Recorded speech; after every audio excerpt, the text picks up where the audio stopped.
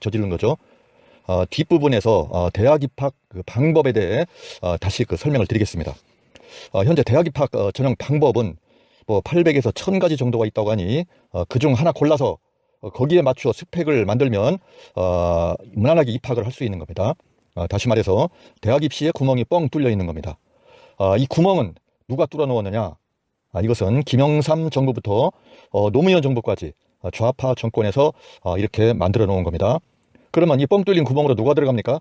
정치인이나 사회 지식인, 돈 많은 사람들이 이들 그 자녀들이 스펙을 만들어 들어갈 거다 이렇게 생각되죠.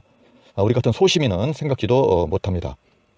박원순 시장 딸이 서울대 미대에서 법대로 전과를 했는데 제 생각은 정상적으로는 그렇게 미대에서 법대로 전과하기가 희박하다. 그러면은 그것도 어떤 구멍이 뚫렸는지 아주 궁금하기도 합니다. 어떤 구멍으로 미대에서 법대로 전과했는지 아주 궁금합니다. 그리고 그 조국 딸 그 입학을 준비하기 위한 스펙을 만들기 위해 각종 비리를 저질렀는데 최순실 딸은 그 정상적이라고 이렇게 생각을 합니다. 왜냐하면은 그 언젠가 말씀 한번 드렸는데 아시안게임 금메달리스트면은 남자는 군대도 그 면제되는 우수한 성적입니다. 남자가 군대를 안 갈 수 있는 그와 같은 성적이죠. 우리나라 전국대회에서 우수한 성적만 거두어도 서울 명문대학 다 진학하는데 아시안게임 금이면은 대단한 성적 아닙니까? 그 아시안게임 금메달이 대학 못 가면은 그 누가 간다는 겁니까? 그렇죠. 자, 교육은 백년지 대계라고 흔히 말들을 합니다. 자, 그런데 그 백년지 대계는 교육이 정치에 휘말리고 교육계까지 그 선거 열풍에 휘말리고 그리고 그 후유증은 고스란히 학생들에게 전가되는 그와 같은 형국입니다. 우리나라 교육제는 초등교육, 중등교육, 고등교육으로 나누어져 있지 않습니까? 자, 우리나라에서 중등교육까지만 이수하면은 사회생활은 아무 문제가 없습니다. 자, 대학은 학문을 연구하고 기술을 개발, 연구할 수 있는 지적 능력을 갖춘 학생이 입학하여 대한민국의 그 먹거리를 창출하면 된다고 생각합니다. 정부에서 할 일은 중등교육 정도 이수자의 그 일자리, 그러니까 양질의 그 일자리를 만들면 되는 겁니다. 중등교육만 이수해도 얼마든지 그 양질의 일자리가 있다. 그러면은 누가 대학을 가겠습니까? 물론 이제 가는 사람도 있겠지만은 그래서 대학은 대학 자율에 맡기고 간섭을 안 하는 것이 최선책이라고 생각합니다. 그럼 지금과 같은 구멍 뻥뻥 뚫린 수시는 언제부터 도입되었나요? 네, 자, 이것은 김영삼 정부에서 수능이 학생들이 뭐 창의력을 막는다 뭐 이런 핑계를 대면서 1996년도에 그 허용되었습니다. 그러니까 김영삼 정부가 이 수시를 처음 도입했죠. 그 당시는 뭐 2% 이하로 그 미미했으나 김대중 정부가 들어서면서 무시험 대학 전형 교육 개혁을 추진하면서 수시 비중을 대폭 늘렸습니다. 이때 그냥 대폭 늘어난 거죠. 자, 그리고 노무현 정권 때는 다양한 그 전형 자료로 뭐 심사하여 학생의 잠재력 그리고 소질을 평가하여 입학을 결정한다 이런 명목으로 입학 사정관대 그 전형 제도를 도입하였는데 이때 관여한 자가 바로 이해찬 민주당 대표입니다. 민주당 대표 이해찬이 입학 사정관 제도를 만들어 놓았습니다. 그러면서 지금까지 그 제도가 유지되는데 지금 입학 전형이 뭐 100여 가지가 1000여 가지가 된다는 겁니다. 자, 그래서 고등학교 3학년 담임교사들은 진학 지도를 할 수 없을 정도로 변해 버렸습니다. 자, 여기 도표를 보면은 연도별 대학 진학률 도표입니다.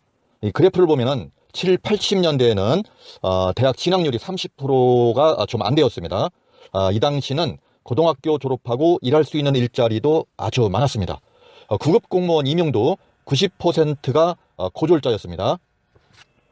그때 고등학교 졸업하고 임용시험 봐서 임용된 고졸 공무원들이 지금 각 지자체에서 중견 그리고 고급 간부로 근무를 하고 있습니다. 그리고 양질의 기업체 뭐 삼성이나 그 당시 뭐 금성 그리고 각종 공기업도 뭐 그리고 은행 고졸자들이 대폭 들어갔습니다. 자, 그런데 지금은 대학 졸업하고도 뭐 구급 공무원 하겠다고 줄 선 자들이 얼마나 많습니까? 경쟁률이 뭐 30대 1, 뭐 40대 1 그러죠. 자, 그 당시에는 7, 80년도에는 대학 졸업하고 구급시험 본다면 집에서 쫓겨났던 시절입니다. 그리고 그 당시 대입제도가 지금의 제도보다는 훨씬 공신력이 있다고 생각됩니다. 예비고사를 치러서 대학 수학 능력을 검증하고 걸러내고 대학 입학은 대학 자율에 맡겨서 그 대학의 특성 그리고 학과의 특성에 맞는 시험을 자체에서 출제하여 이렇게 신입생을 선발했었습니다. 자, 지금은 자꾸 그 복잡한 방법을 제시하여 그러니까 복잡하면 복잡할수록 구멍은 더 뚫리게 되어 있는 겁니다. 자, 본격적으로 90년대 초중반부터 시작된 대학 진학률이 80%까지 급상승했습니다. 이 그래프를 보면 그렇게 되어 있죠. 자, 이전까지는 나름 엄격히 유지되어 왔던 대학 설립 조건을 이 김영삼 정부는 이런저런 정책적 이유로, 정치적 이유로 대폭 완화하고 그 허가장을 남발하고, 그리고 또 종교단체에서 가지고 있던 신학교, 각 종파마다 다 가지고 있는 그 목사님, 양성기관이죠. 이 신학교를 전부 정규대학으로 만들었습니다. 뭐 그 유명한 성공회 대학교, 뭐 김상곤 전 교육부 장관이 있던 협성대학교, 뭐 이런 이 학교가 전부 다 신학교로 출발한 학교입니다. 아마 지금 몇십 개는 될 겁니다. 신학교에서 일반 대학 된 학교가. 자, 그리고 또 기존 대학들이 그 정원학대도 대책 없이 허용했고, 그 결과 대학 진학률은 급상승해서 80%까지 대학에 입학하고, 그리고 대졸자 실업률 아주 증가하게 이렇게 되었습니다. 앞서 언급했듯이 학교 교육을 망가뜨린 정권은 좌파 정권입니다. 좌파 정권. 좌파 정권을 몰아내고 교육을 정상화해야 되겠습니다. 자, 이제 기왕 대학 입시 얘기가 나왔으니까 대입 정원에 대해서 좀 말씀드리겠습니다. 대입은 일반 전형과 그 다음에 실업계 전형, 예체능 전형, 이렇게 크게 3단계로 말씀드릴 텐데, 먼저 실업계 전형을 먼저 말씀드리고, 다음에 뻥뻥 뚫린 일반 전형, 그리고 예체능 전형에 대해서 말씀드리겠습니다. 자, 먼저 실업계는 농업, 공업, 상업, 수산업, 이렇게 이와 같은 학교를 실업계라고 합니다. 지금은 특성화학교라고 그러죠. 2학기 출신들을 대상으로 뽑는 제도가 모든 대학에 있습니다. 첫째로 동일계 특별전형이라고 하죠. 자, 고등학교에서 전공한 계열에 진학할 수 있는데, 모든 대학 정원이 3에서 5% 정도를 선발합니다. 그러니까 이 실업계에 나온 학생들을 대상으로 정원 외로 3에서 5% 정도 특별 전형을 이렇게 하게 되는데, 그래서 일부 학부모는 이 제도를 이용해서 명문대에 보내려고 특성화학교를 보내는 학부모도 있습니다. 자, 그런데 이제 서울대나 명문대, 서울이나 명문대에 이 제도로 들어간 학생들이 그 학업을 따라가는데 힘들어합니다. 일반 학생보다 기초학력이 많이 뒤떨어지기 때문에 그와 같은 명문대에 진학한 학생의 중도 탈락, 그러니까 자퇴하는 경우도 많이 있게 됩니다. 그다음에 둘째로는 선취업 후진학 제도라고 있는데, 특성화고를 졸업하고 3년간 직장 생활을 한 학생을 대상으로 모집하는 방법으로 수업료도 3에서 40% 면제가 됩니다. 2년 전인가 이화여대에서 이 제도 도입을 반대하여 학내 시위를 크게 벌인 적이 있죠. 자, 우리는 공부 죽어라고 해서 이렇게 이화여대에 들어왔는데 저렇게 쉽게 특성화고 나와서 들어오는 것을 반대한다. 그래서 학내 시위를 크게 벌인 적이 있습니다. 결국 이화여대는 이 제도를 아마 설치하지 못한 것으로 알고 있습니다. 자, 세 번째로 일학습 병영제라고, 이 제도는 병역 특례도 받으면서 군대 면제라는 얘기죠. 직장에서 근무를 하고 일주일에 한두 번 대학에서 교육을 받는 제도로 등록금도 또 30% 정도만 내면 아마 될 겁니다. 한국 기술교육대학교, 한국산업대학교 이런 데에 아마 설치된 것으로 알고 있습니다. 자, 네 번째로 또 조기 취업 계약학과 이런 제도가 있는데, 이 제도는 전남대, 한양대 등 전국 5개 대학에서 운영하는데, 아마 이 제도도 수업료도 면제되고 회사에서 근무하면서 학교를 다니는 걸로 알고 있습니다. 이 제도의 입학 정원은 약 500여 명이 되는 걸로 알고 있습니다. 다섯 번째로 도제학교 피택 연계라는 것이 있는데, 이 제도도 해당 학생은 직장에 근무하면서 일주일에 한 번 학교에서 공부를 하게 되는데, 이것도 등록금 면제되고 군대도 면제받는 제도입니다. 근데 이 제도는 아마 전문대학까지만 해당되는 것으로 알고 있습니다. 자, 그리고 또 특성화고, 어제는 산에도 안 가고 집에서 두문분출하고 있다 이렇게도 나오더라고요. 네, 등산 간다고 하는데 네, 산에는 CCTV가 없다. 네, 맞습니다. 드물죠. 네, 산림청에서 운영하는 거 아니면 상당히 좀 어려운 얘기고요. 일일이 일거수일투족을 쫓아다닐 수도 없고. 네, 반갑습니다. 다들 고맙고요. 그래서 내년에 운기가 조국이 어떨지, 그리고 왜 자식들 때문에 시작을 촉발이 돼갖고 문제가 왜 이런 문제들이 이렇게 불거져서 올라왔는지, 이 조국 사주 기운에 좀 일맥상통한 부분이 있는지, 왜 여자로 인해서 이렇게 연한가 힘든가, 네, 이렇게 좀 어떻게 보면 황망한 일을 당할 수 있는 것인지, 사주상의 기운에 그런 기운이 있는 것인지, 그리고 지금 서울대학교에서 교수를 했었다라고도 나오는데 그런 기운들도 있는 것인지, 그래서 한번 그냥 간단하게 심층적으로 또 알 권리 차원에서 방송을 하는 게 맞겠다 싶어갖고 방송을 키게 됐고요. 일단은 좀 그런 일이 없어야 된다. 그런 좀 극단적인 일이 없어야 된다라는 생각을 갖고 있습니다. 없어야 되는 거고요. 그런 프레임이라든지 정말 그런 일들이 있으면 안 되고 지금 얼마나 엑스맨이 돼서 제가 한 달 전에 올려놨던 영상들 보시면 엑스맨이 돼서 참 많이 도와주고 참 더 많이 이렇게 지지율이라든지 이런 걸 많이 끌어올렸는데 좀 안타깝습니다. 그런 부분이. 한두 달만 좀 더 버텨줬으면 하는 바람이었습니다. 그래서 제발 그 자리에 오래 있어라. 그리고 조국을 임명할 것이다. 이런 것까지 다 추론을 해놨고, 정경심이 뭐 구속된다 하는 것까지도 다 추론을 해놨잖아요, 제가. 일단은 내년 2020년이 어떻게 될지 한번 감정을 해보도록 하겠습니다. 저도 좀 산에 다녀오고 기도를 드려야 되는데, 어제 꿈자리가 별로 좋지를 않아가지고, 일단은 좀 보류를 시켜놨습니다. 산에 가서 빌어야 되는 거를. 일단 조국 사주 감정을 좀 한번 해보도록 하겠습니다. 재미나게 시청해 주십시오.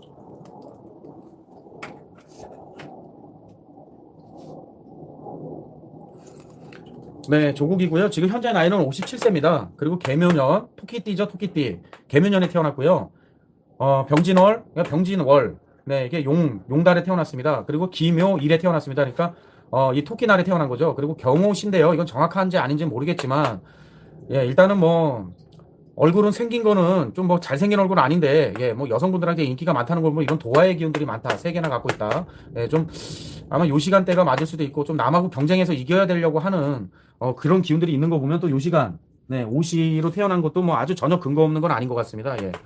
근데 오시, 요거는 좀 뭐 불분명하니까 일단은 3주를 좀 포커스로 가지고 보시면 되고요. 내년 2020년에 어떻게 흘러갈까? 일단 그에 앞서서 조국이 일단은 이런 관의 자리입니다. 이렇게 임묘진 해갖고요. 좀 관항한 사주의 기운이고요. 근데 이게 자식들을 의미합니다. 자식들을. 자식들을 의미하는데, 이게 또 평관 7살. 자식 문제가 이게 촉발이 되고 불거져갖고, 평관 7살 나를 때렸잖아요.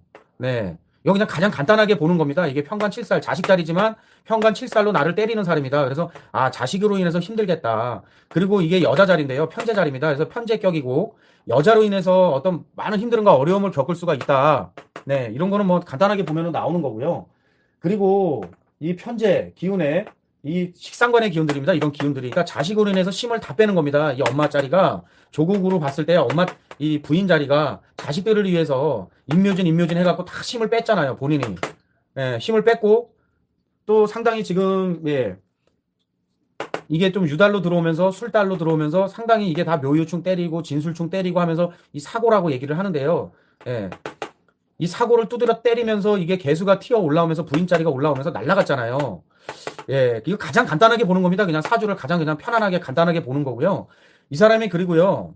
이게 수생목 해갖고 목생화 했잖아요. 그래서 정인의 자리가 나를 생해주는 자리로 와 있기 때문에 그냥 대학 교수 정도는 할 수 있다.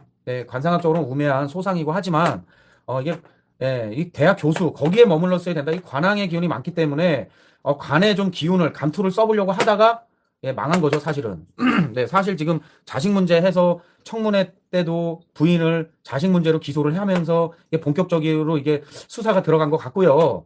그래서 부인 자리도 이게 편제격이라 여자로 인해서 상당히 어려움, 힘듦, 그런 것이 좀 있다. 그래서 이런 사람들이 좀 풍류심이 있고요. 여자를 좀 많이 여자와 놀고 여자 풍류심이 있고 외첩을 두는 경우가 많고요. 연한을 당하기가 쉽습니다.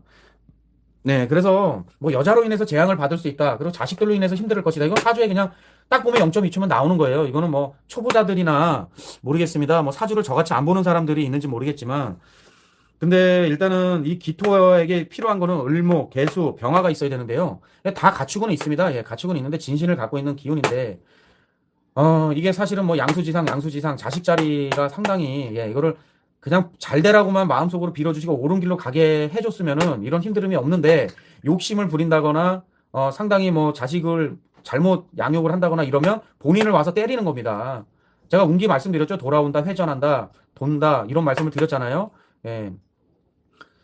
그러니까 이게 마음을 옳게 쓰고 해야지만 되는 것이지 그렇지 않으면은 그리고 이 여자 자리에서도 자식 자리한테 힘을 다 빼면서 본인이 갇히고 어렵고 자식 자리 때리고 이게 또 개수 본인 자리가 지금 날라가면서 지금 구속이 되는 그리고 사지 절지 이런 쪽으로 상당히 흉하게 들어왔고요. 그래서 제가 구속이 된다라고 말씀을 드린 겁니다. 조국 사주로 봤을 때 부인은 구속될 수가 있다. 이렇게 본 거고요. 그리고 뭐 지금 보면은 2020년 운기가 이게 상관의 기운입니다. 상관의 기운. 상관의 기운이고 상관의 기운, 상관의 기운입니다. 네, 이게요 기존에 있는 법통을 무너뜨리려고 하고요, 기존에 있는 질서를 무너뜨리려고 하다가 예 이런 기운이 딱 온 겁니다. 이런 기운이 예 이게 뭐 정관의 기운이 있으면 뭐 상관 경관하는 거를 예, 이 정인의 기운으로 인해서 폐인을 시켜줄 수 있거나 하는데요. 이 상관의 기운, 상관 경관하니 100가지 재앙을 받는다라고도 제가 말씀을 드렸던 거고요.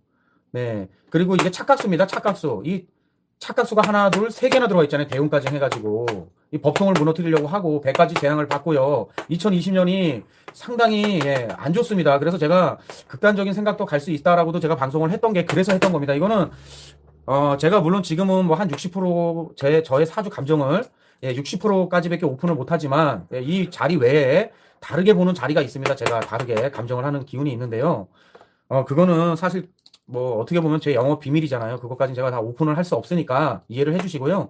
일단은 뭐 방송을 들으시는 분들 가장 편안하게 들으시라고 예, 설명을 해드리는 겁니다. 이게 연월일신데요. 이게 연월일이 다 자식 자리입니다. 부인 자리도 있고요. 이게 부인은 자식 때문에 힘을 빼고 자식은 나를 치고 예, 이게 수생목의 목의 기운입니다. 목의 기운. 수생목해서 목생화해서 나는 그나마 지금은 괜찮지만 이게 2020년이 되면서 뭐 모르겠습니다. 예, 검찰에서 칼끝을 겨누고 뭐 이렇게 한다라면서 내년에는 예, 상당히 어려움과 힘들어 믿었던 사람들한테 그리고 믿었던 모든 것들한테 다 배신을 당할 수 있고 돌아설 수 있다는 겁니다. 문기가 흉하게 흘러갑니다. 거기에 지금 뭐 본인은 종교생활 좀 이렇게 청정하게 마음을 먹고 옳은 생각을 하고 이렇게 살아야 되는 사람인데 예, 이게 양수지상 부인하고의 관계도 별로 안 좋습니다. 예. 냉랭한 그런 사이였다. 부인하고도. 네, 이렇게 보시면 편안하고요. 일단은 뭐 내년 운기가 온캉 안 좋고요. 네, 온캉 안 좋습니다. 내년 운기가. 거기에 이게 무해지형이라고 해갖고요. 자와 묘, 자묘. 이게 무해지형이라고 해갖고 이 형이 있으면요. 네, 상당히 예, 사람들에게 상당히 불쾌감을 줍니다. 짜증을 유발시키고요. 그리고 이게 대운과 지금 세운과 해서 지금 원국에 있는 기운하고 예, 딱 맞아 떨어지잖아요. 그래서 성질이 횡폭하고 화해한 기분은 조금도 없으며 예의를 무시하고 타인에게 불쾌감을 줍니다. 이게 내년 되면 더 좀 불쾌감을 줄 것 같고요. 내년 되면 더 일단 사주상의 기운이 그렇다는 겁니다. 사람들한테 더 지탄을 받고요. 네, 이게 사람들한테 이게 더 짜증을 유발을 시킬 수 있는 그런 기운입니다. 이거 어떻게 해야 되나? 예, 참 정말 네, 이걸 정말 참 이게 지금 보면은 이게 또 이 술토가 대운에 이 술토가 들어오면서요. 네, 이게 지금 안 좋아요. 네, 이게 참 네, 이게 또 절지로 들어오고 양으로 들어오고 들어와 있고 예, 이게 참 이게 마음이 상당히 혹독하고요. 냉철합니다. 냉정하고요. 사람됨이 기운이 냉정하고 냉철하고 냉혹하고 예, 이게 육친을 해야 하는 그러니까 육친놈 가족들이나 이런 우리가 이제 가족 관계라든지 육친 막 이렇게 말씀을 드리는데요. 예, 그리고 이 형이 들어와 있으면 남편으로부터 형을 받는다. 예. 모자지간도 화목하지 못하다. 이게 여자들 같은 경우는 그렇지만은 부인의 자리, 자식들 자리, 예. 지금 딱 그냥 그대로 딱딱 맞아 떨어져서 들어와 있잖아요. 그래서 팔자대로 산다. 예. 그래서 우리가 사주 감정도 받는 거고요. 예. 이렇게 우리 같은 전문 철학관을 찾아주셔서 상담 받으시는 걸 권해드리고 싶고요. 예. 이것도 뭐 옳은 사람을 만나느냐, 그런 사람을 만나느냐는 그건 또 본인들의 복입니다. 복. 예. 복인 거지. 그거를 뭐 남탓 할 필요는 없고요. 네, 뭐 제대로 된 사람하고 이렇게 상담받는 것도 본인들의 복이다. 네. 그리고 말년과 자식 자리가 오묘 해살로 깨져 있고요. 예, 이게 상당히 꺼립니다. 자식 자리가 이렇게 해살로 깨지는 거를 말년과 상당히 꺼리는데 지금 깨져 있잖아요. 예, 흐트러트리고 예, 혼자 외롭게 고독하게 쓸쓸하게 지낼 수 있는 그런 기운들입니다. 네, 이건 그냥 뭐 가장 간단하게 봤을 때 그렇다는 겁니다. 네, 그래서 뭐 간단하게만 봐도 그냥 알아듣기 편안하게 예, 물론 좀 어려우실 수도 있겠지만 그냥 가장 간단하게 편안하게 말씀드려도 이렇다라는 겁니다. 예. 제가 말씀드렸잖아요. 그 전에 조국 사주 감정 하면서도 지랄이 벌벌 났다. 가도 지랄이 벌벌 나고 안 가도 지랄이 벌벌 난다라고 했는데 예. 일단은 제가 그 전에도 지금 말씀하신 대로 그런 운기들은 제가 다 풀어놨어요. 그런 기운들도 들어온다. 예, 이거는 뭐 어떡하겠어요. 본인이 자꾸 잘못된 생각, 잘못된 마음. 제가 문재인 씨 같은 경우도 제가 그랬잖아요. 진짜 자꾸 운기가 안 좋다. 그러니까 자꾸 안 좋은 생각, 나쁜 생각 하지 말아야 될 행동을 한다. 그리고, 뭐 조국 같은 경우도 지금 이렇게 앉혀놓고도 사과 한마디 없잖아요. 이게 다 본인이 안 되려고 하고 자꾸 안 좋은 운기다 보니 그런 쪽으로 가는 겁니다. 바른 생각, 좋은 생각, 긍정적인 생각, 밝은 생각은 못하고. 그래서 사주 기운 자체도 문재인 같은 경우도 상당히 좀 우울하고, 네, 침울합니다. 음.